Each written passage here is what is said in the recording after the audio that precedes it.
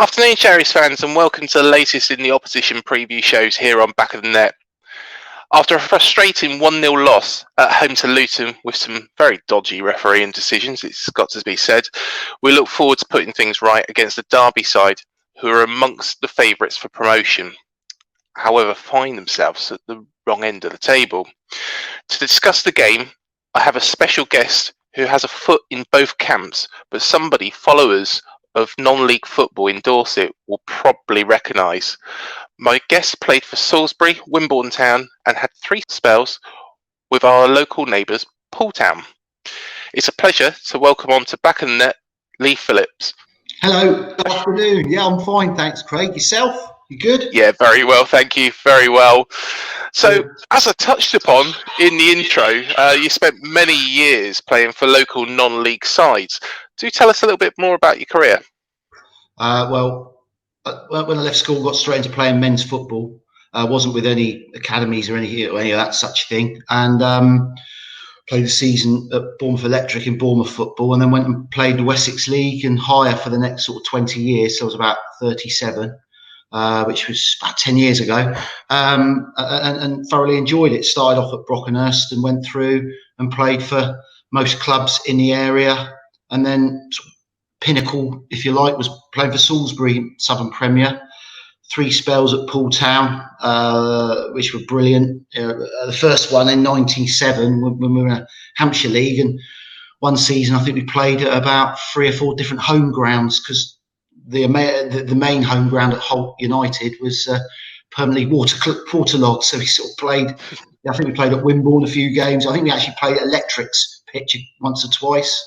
And so on. We sort of used nomadic sort of existence, and but because of the backing Poole Town have and their the commitment of people that have been in the club, from years and years and years when they're back at the stadium and longer, they used to attract some excellent players there, and we were really quite successful, considering. I had 3 years at Lymington, New Milton, when AFC Lymington merged with New Milton Town. They're now back to Lymington Town and New Milton Town, I see. But we had a great side there at Fawcett Fields. Thoroughly enjoyed that. Played with some great players there as well. And I thoroughly enjoyed my career and made some friends for life. To be honest, it was brilliant, absolutely brilliant fun. And during your time, with Poole Town, so you had the 3 spells, played along somebody whose name will be familiar, a certain Charlie Austin. Did you expect him to be the player he eventually became, Leigh? No, if I'm being honest, no. I mean, he came to pre-season 2008, and Paul were quite fancied at the time to do well in the league. We'd got some excellent players, some excellent signings, and Charlie moved down here with his family. And came to pre-season. He was very bubbly, very chatty. He wasn't a what they call him, a shrinking violet. Or he was very introduced himself, and he was a good laugh. To be honest, a really good lad.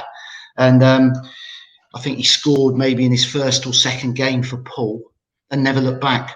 But having said that, then you couldn't actually, where he is now and what he's done is phenomenal. Playing for England, scoring for England as well. You'd never have seen that. But there was once I remember we played at Moneyfields, which Portsmouth, and he scored an absolutely amazing header from a corner.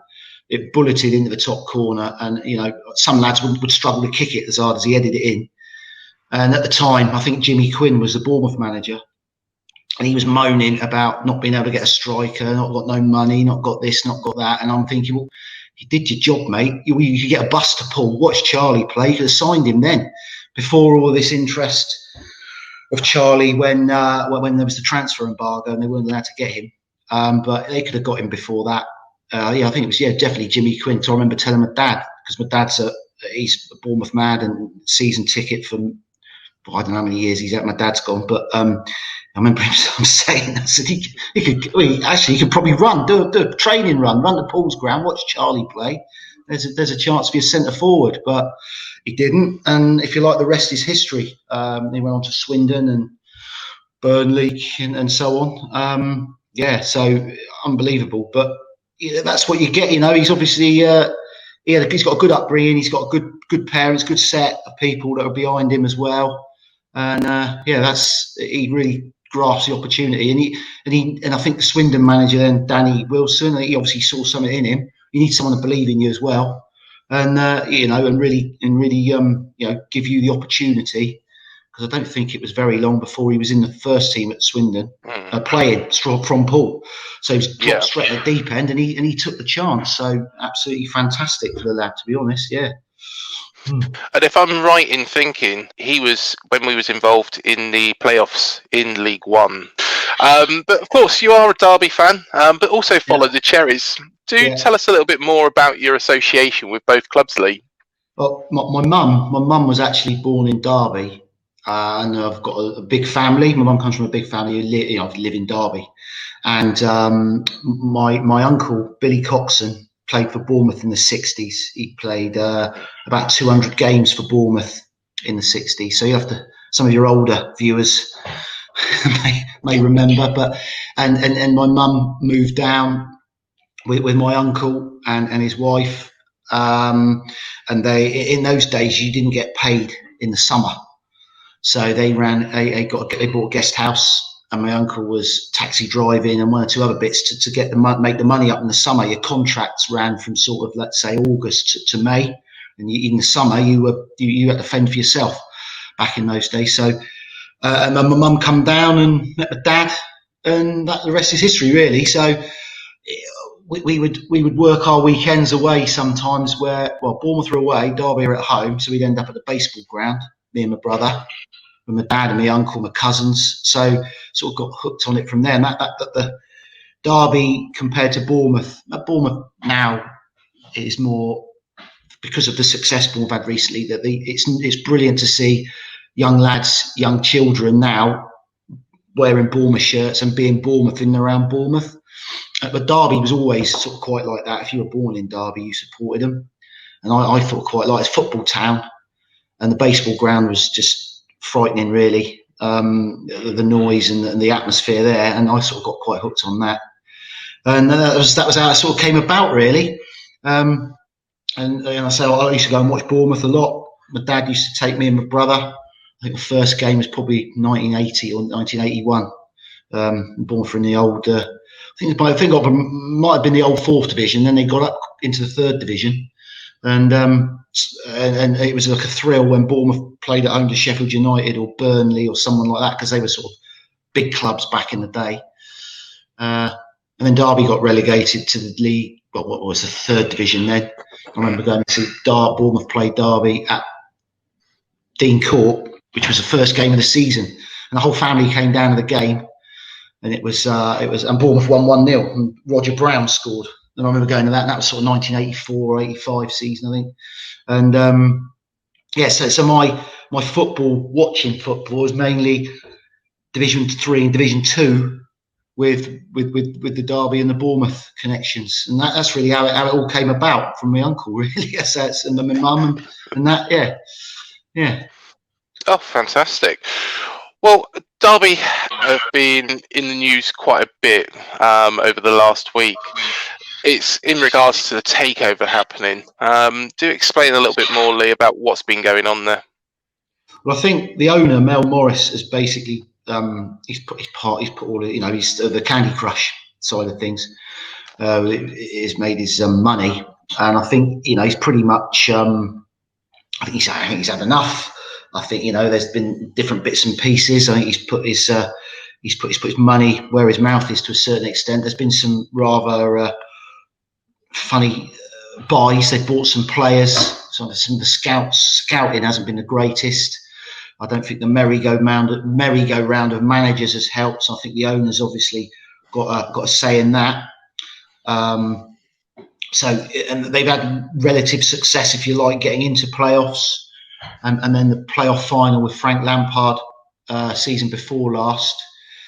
So they have had relative success, but I think that he's obviously had enough. The time's come for some new investment, but it's a little bit of a worry, because this investment doesn't seem to be happening. It's nearly there. It's nearly there. Now you're hearing that the players didn't get paid for December. I don't know if they're going to get paid for January. So then you're wondering what's around the corner if the club isn't paying players on time, and if the current owner is not prepared to foot the wage bill. You wonder what's going to happen. And then obviously the next step after that's administration, and that's 12 points off. They've only got 19, so that'll go down to 7. And you've got 23 games to get 50 points. 50 points is the safety line in the Championship. Generally 40 points in the Premier League, 50 points in the Championship. They've got 19, so they need to get 31 out of 23 games. And if they go down to 7 points, going to administration, 43 points from 23 games, and they've only got 19 to date from this 23. So it's not looking good. I think they're just running out of games, if anything. And if the investment doesn't come with the new takeover, then I think you dread to think. But you see the likes of Bolton and Wigan recently. And that could be where they end up. It's the last thing you want, but massive stadium, brilliant fan base, and ending up in League One, League Two. And Portsmouth, locally, Southampton have been there. Bournemouth have been there, but they've managed to turn things around. But it's a worry, I have to say. If the takeover happens, of course, then perhaps a different kettle of fish. But it's all very quiet, and there's not a lot of feedback from the club to the supporters, and some of the commentators on Derby, the local press and things, and they're just not getting a lot of feedback. There's a lot of rumours, and it's just the uncertainty. And then a defeat yesterday against another team in the bottom 3. It's just not a good current situation, you can imagine. So, and then the next game up, Bournemouth 3rd in the league at home, and Derby's form has been better away from home than has been at home. So it looks a little bit bleak at the moment, but football, things turn around quite quickly. So you don't know. I think what's needed is some certainty on this takeover, if that's happening, and the people that are involved in it to put their hands up, put their heads above the parapet and say, look, this is what's happening, this is what we got planned, that we're doing it, and to give people the confidence. I dare say, like a lot of clubs as well, they're struggling financially because you're not getting their average sort of anything between 24 and 30,000 people, and sometimes against the Forests and Leeds, go full house 32, 33,000. And that's the income that they get on the refreshments, the pies, the beers. There's none of that coming through the gate because there's no supporters at the games. But that's a struggle for every club in the Football League at the moment, So it's a worrying time, to be honest. I can imagine. It's the lack of information coming back as well. Well, hopefully it won't come to the administration, and hopefully it will get sorted as soon as possible for Derby fans. One thing that has happened as well this week is Wayne Rooney being given the manager's job on a full-time basis. He took over, of course, on an interim basis from Philip Cocu. But how's he got on after that terrible start that Cocu made? Well, I think one thing, I suppose, a bit like Frank Lampard. It's he's a very well-respected player, probably one of the best, or if not the best player this country's made or produced for some time. But in true British fashion, or English fashion, should we say, we like to knock them down. I mean, if Wayne Rooney was born in any other country, he'd be revered as a god. And he would be, and with that support, he would be up there with your Messis and your Ronaldos. But England being the way it is, like the English press and the English general way, they did with Paul Gascoigne, they like to knock them down. They like to go looking for dishing dirt on them. They go to, they highlight every bad thing that they've ever done. I just think it's, we could have got more out of Wayne Rooney probably. And he suffered with a few injuries. But you'd have got even more out of him. He'd be up there with your Ronaldos and your Messis, in my opinion. I mean, his work rate, his spikiness in the tackle, his desire as well. You see those side of things. He used to do the rubbish side of football well. He'd run back and make the tackles and get stuck in and face people up. And, he did that well as his ability scoring goals, and his overall just general talent. But he did everything. So you kind of think if he can bring that into management, you're going to have a great manager there. I mean, I look at, perhaps let's say Roy Keane, similar vein. But, he had a good go. He had some success at Sunderland. But he's now pundit. So I kind of hope Wayne Rooney will excel at that side of things. And he's obviously going to see Derby as a stepping stone. And if he plays his cards right with his legendary status at Manchester United, he might have his eye on that, the managerial role at Manchester United. I mean, he's going to be leaning on Sir Alex Ferguson heavily, I would think, as for experience, and speaking to some other, the other experienced players that he's played with. I would think he's going to be talking to them, and he's going to have his eye on taking Derby forward to put himself in a shop window for let's say Manchester United role. Because that would be just fairy tale stuff. So I think it's a good. I wasn't too sure at the beginning, and I kind of thought, I wonder if Derby go for a Sam Allardyce or somebody like that. I mean, he's now West Bromwich Albion, but I kind of thought they might do that, which I don't think that was too. I would have been too high on Derby's agenda, supporters rather. But then there was some talk of.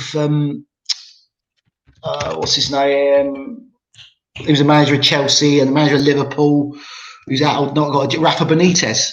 Talk of, because I think the guys that the people doing the takeover at Derby have got a thing for him, and there was a talk of that at one point, which I was, I'd been delighted with that, absolutely delighted, but that obviously hasn't happened, and that could have been pie in the sky, but it was quite heavily talked about. But since Wayne Rooney has become the interim manager, demise of Philip Cocu, the team seems to play like he plays, and there's a bit more urgency, and they're press, they're closing people down higher up the pitch, and the win against Birmingham, 4-0 win there was fantastic. Beat Swansea 2-0 at home, two great results. You can't think, I'm going to turn a corner here, and then lose at home to Rotherham, and you think, well, maybe that's something to do with the players not getting paid, or some sort of a psychological thing. Maybe maybe some of the hearts aren't in it. Maybe there's one or two that have got their eyes on a move away in January, this month in the transfer window. So I thought that corner had been turned, but maybe it's going to get back at the training ground. Wayne Rooney tells a few home truths. I'm the manager now. I'm in charge here. It's my name over the door. And start kicking some arse, to be honest, and getting some results out of them. Because if they don't, they're going to run out of games and they're going to end up in League One. So I think it would end up being a good appointment myself, because there's a desire in him to prove himself above everything else. Do tell us a little bit more about this Derby side as well, Leigh, because there's some real talent in there, but that has underperformed this season.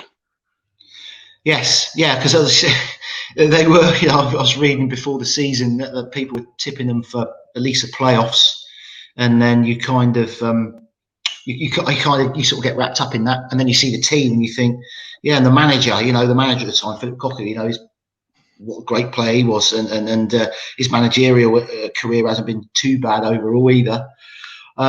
So you do get your hopes up, and then first game of the season, lose at home to Reading. And then they end up at the top of the league, which I didn't see that to come in, but they've sort of fallen down to what, they're 6th or 7th now, I think, something like that. But yeah, and then they didn't get a win until they won at Norwich with Wayne Rooney's free kick. So yeah, that early season optimism soon got knocked down, and I don't know if it was the manager's influence, or he lost the dressing room, or the way they were playing. They weren't sort of incisive enough or positive enough. I don't know, But you look at the players they've got on paper. The goalkeeper for a start. Marshall. He's got Scotland through to the European Championships. Penalty save. So you've got a good start there. Centre halves. Andre Wisdom. Curtis Davis is out injured, but it's an experienced player. Matt Clark, who's Portsmouth and Brighton. They've got some good stock there. The fullbacks, the young lad Buchanan, right back, Nathan Byrne picked up a decent player. They've got some steady Championship and above defenders, and they've got some great talent coming through from the academy. Martin Waghorn, the lad Colin Kazim Richards. I wasn't sure about him, but he's experienced, mid-30s. He's got a lot of fire in his belly. He wants to put himself about, holds the ball up well. So he's coming to the. His form's driving the team on. The two Polish lads, Bielik and I can't pronounce the other lad's name because it's Jozy Whack or something. Kamil Josiwak. That's it. Yeah, the Polish lads. They've been suffering for injury, but Bielik, especially in the centre field, coming in. So I think they'll get out of it. Myself, I think they will. If they can avoid the administration business and the pay people and that goes away. But at the moment, because there's nothing coming out of the club, you don't know whether that is going to go away. I think they've got the talent there to get out of it. I think anything as it stands, because they've been the bottom three pretty much all season. Anything outside the bottom three to finish is a bonus. Now, you've got to be realistic about it. There tends to be always a team in the Championship that comes from nowhere, a late dash to the playoffs. I mean, I've watched a lot of Championship football, and I don't start looking at the league until about March. Towards the end of March, beginning of April, because you play 2 games a week, every week, and there's a lot of points at stake. And the league table doesn't start to shape. That Championship league table doesn't really start to shape until then. So there's nothing to win in January. But they're going to leave it a little bit late. They're going to leave it a little bit late if they run out of games. If nothing, that's the main thing. They can run out of matches. And to be honest as well, with Bournemouth, same sort of thing. They've had some great results in this season, and then 1-1 at home to Millwall. That's got to be 3 points. Yesterday, the defeat by Luton, albeit the referee, that is a shocking decision on Jefferson Lerma. Shocking decision. But again, Norwich win, Swansea win, start to open up a little bit of a gap. But what you will find with experience again is one or two of those teams around them, they'll have a blip. They always do. They have 4 or 5 games they don't win. So if the same with Derby down the bottom, if in areas teams have a good run. Birmingham won at Middlesbrough yesterday, 1-0. Now I couldn't see. I see Birmingham play against Derby, lost 4-0. I couldn't see them beating a carpet, to be honest. Birmingham and watch Bournemouth play against them. Bournemouth absolutely tore them a new one, and I just think, but they beat Middlesbrough at Middlesbrough. So this league is just like it does. It's just that's why we all love it. It does things like that. So if Bournemouth have got to get, they'll get if they get 30 odd points from their remaining 23 games, they'll get in the playoffs, I would think. But Bournemouth's team, you look at they've pretty much retained. Well, let's see how it goes in the next couple of weeks, I suppose. But they've pretty much retained a lot of their team from last year, and if they don't finish in the top 6, that'll be like I say failure. That's a bit strong, but you understand what I'm saying. I mean, they should be them and Norwich. I would say if they can keep hold of that Bundia Norwich, that's to be the top 2. And I think that probably will be. I think Bournemouth will end up them and Norwich will go up personally, and I want Derby to win enough games to stay up. To be honest, I think that's how it's. That's how it'll pan out. I think Bournemouth have got too much talent in their side, not to get not to be where they are, not to be in the top two, and but you never know what's around the corner. Josh King, David Brooks, those people that probably on the list, on the shopping list of the Premier League, and rightly so.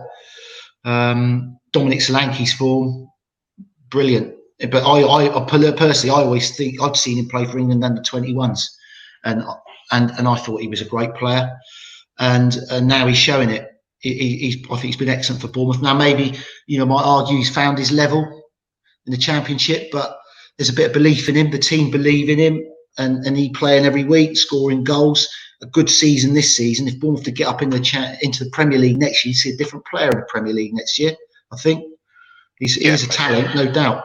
And I think people are writing him off and giving him a lot of grief. I think it was they've gone too soon, and with their judgment, because I've always thought he had ability, and you can see it now. But it's this league, the Championship it's an unforgiving place, and it's why everyone loves it. It's what is it, third or fourth most popular league in Europe. You've got the Premier League and the Bundesliga, and then Serie A, and then you've got the Championship. And it's most other countries, the second division is you don't never hear of it, but in this country it's highly regarded, and it's exciting. I'm going to put you on the spot, Leigh. I do this with all the guests, and seeing as you've got to put in both camps, it's going to be a difficult one for you. How do you predict it's going to go? Well, with both teams' current form, I think it's going to end up a draw, to be honest. Bournemouth don't seem to be scoring so many as they were free scoring earlier this season, and Derby don't score at home. I can't see much beyond 0-0 at the moment, but I think Bournemouth have got a little bit extra in their tank, that little bit of class. I mean, they demonstrated against Stoke. Stoke dogged it out, and they played like Stoke do. But then you've got that extra little bit of class. The pass from Lewis Cook, the finish from Stanislas, that was the difference in that match. That little bit of class extra, and I think that might be what determines the game on Tuesday night. That extra, a little Brooks turn and shot, a Josh King, a bit of something. Even if he wasn't to start, because those boys didn't start against Stoke, Jason Tindall can bring them players on, and they can change a game, and they can change a game in the Premier League. And I think Bournemouth might just edge it with that, as much as it. I think I'm saying it. I just said straight away a draw, but I think Bournemouth might edge it in the last 10 minutes, quarter of an hour, with a little bit of class from one of those types of players, because they've got it in there. They've got it in their armoury. So it's either a draw or Bournemouth will nick a win towards the end of the game. Yeah, it's been an absolute pleasure to have you on today, Leigh, and all the very best for the future. And hopefully, fingers crossed, Derby can turn this round, because it'd be an absolute travesty. Well, like I say, Leigh, it's been an absolute pleasure. You're welcome. Thank you, Craig. Cheers, mate. Thank you. Okay, and you. Yeah, all the best. Well, thank you for joining me again on this opposition preview. Remember, after the game against Derby, we will be having our famous free-for-alls, so please do get involved. Make sure that you hit the like, subscribe button, and the little bell as well, so you get all the alerts that when we do post a video, you see it first. But until the next video, up the cherries.